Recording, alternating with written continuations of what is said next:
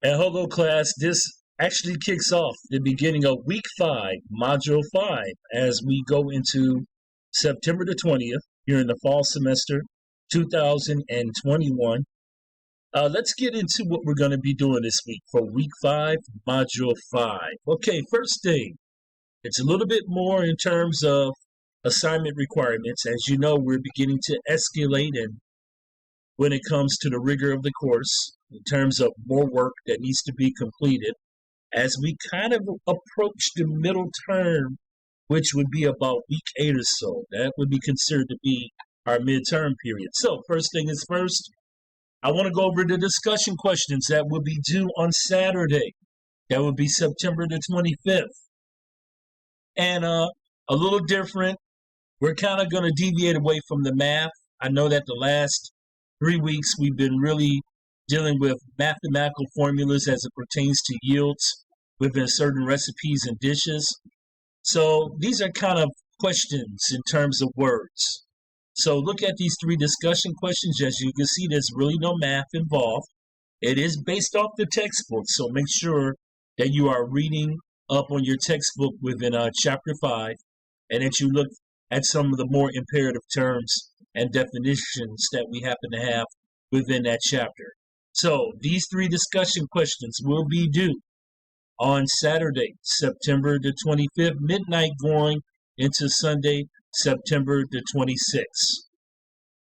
Next thing that I want to bring to your attention, as I had mentioned last week, our first quiz will be this week.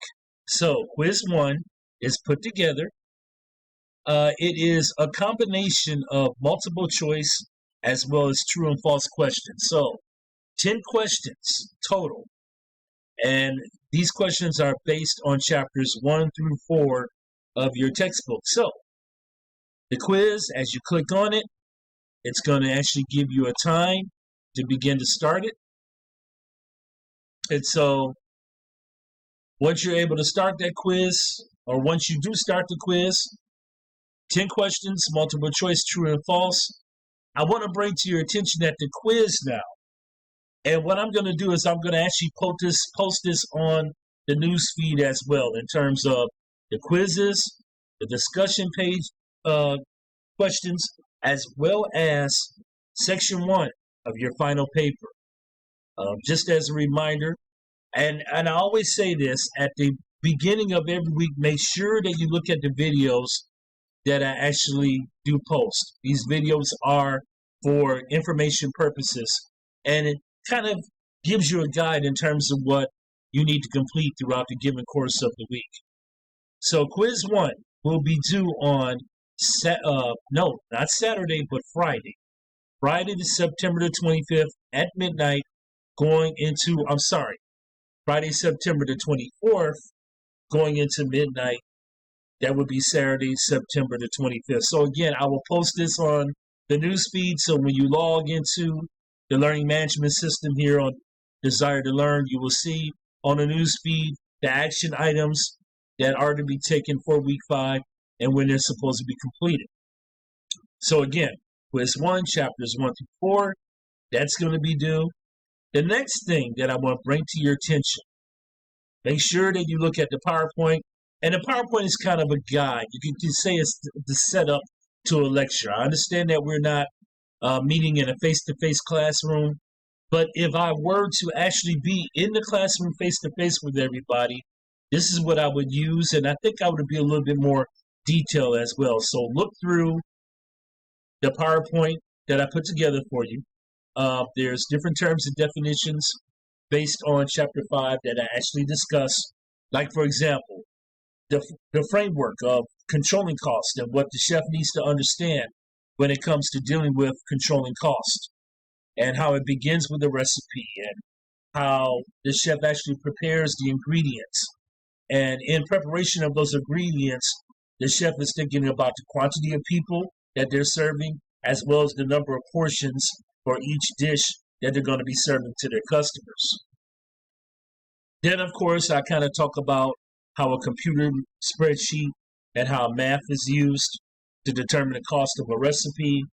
For example, how Poor execution, for example. We're talking about poor quality of a dish being prepared and how that leads to waste, really. Because what's going to happen, if the dish is not prepared properly, the customer is going to return it back, and that's a loss of revenue for that restaurant establishment and facility. Then also, when it comes to preparing dishes, how larger than expected portions. We look at inventory. We talk about what we keep in stock in terms of our different food items, as well as our ingredients and spices.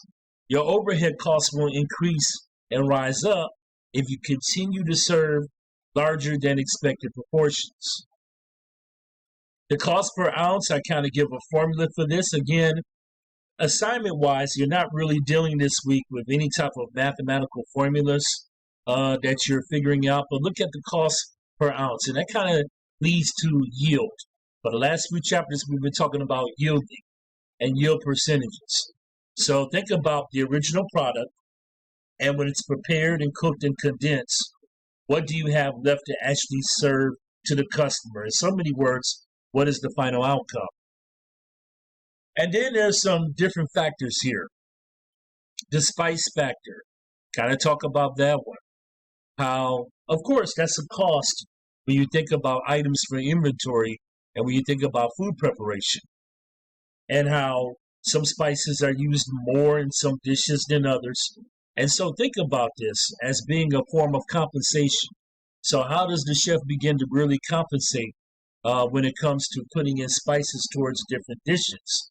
And of course, there's a portion and there's a quantity that applies with using the spice factor. Another thing would be the Q factor, and how the Q factor is, for example, soup and salad. When you order a prime rib, okay, your choice is soup and salad. That's an example of what a Q factor is. Okay, it deals with entrees. And the textbook actually talks about how those entrees are actually grouped together. And for example, okay, how maybe some items, a different type of soup or a specialty salad, for example. Think about clam chowder soup and think about a Caesar salad. That may be a little bit more pricier on the menu than, let's say, maybe chicken noodle soup or a basic garden salad. That's just an example that I'm putting out there. So begin to look at the Q factor and get more of an understanding about what the Q factor is. And then finally, the portion and quality control. Think about how, of course, we're going back to cost again.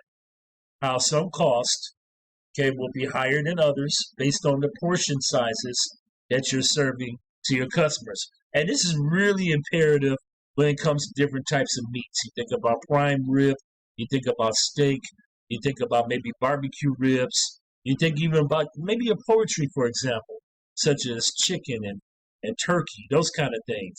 The weight and the volume as well as the count has to be measured based on the portions.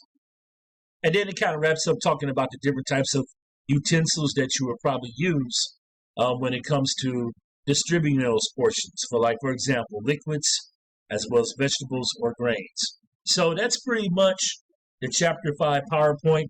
Look at these PowerPoints, class, because they are helpful and they are meant to be informative. And that's one of the reasons why I create these PowerPoints, is to really hit the main terms and definitions that derive for every chapter. So moving along here. The main event, this is what I like to call it. Okay, so we have covered the quiz. That's going to be due on Friday, midnight, September the 25th. Your discussion questions will be due Saturday night. That would be September the 26th at midnight. Now, Saturday, September the 25th. I'm sorry, I'm getting my dates mixed up here, class. Pardon me, I'm a day ahead of myself. Now, let's look at the final paper section, okay? I've been discussing this for weeks. As you know, the final paper is scaffolded.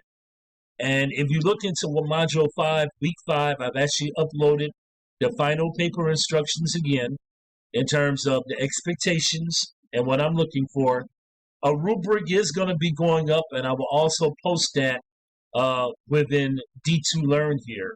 I have a rubric for the final paper and also your midterm project, not to get ahead of us, but that's going to be due in Module 9 I have a rubric put together for that as well. So your final paper section, again, section 1 is going to be due. That will be Sunday, September the 26th at midnight. That will be going into Monday, September the 27th. So again, what I'm going to do is, within the news feed, I'm going to make a post, first of all, to view the video that I just put up, and then also your action items. What do you need to really focus and concentrate on this week to be completed within its entirety?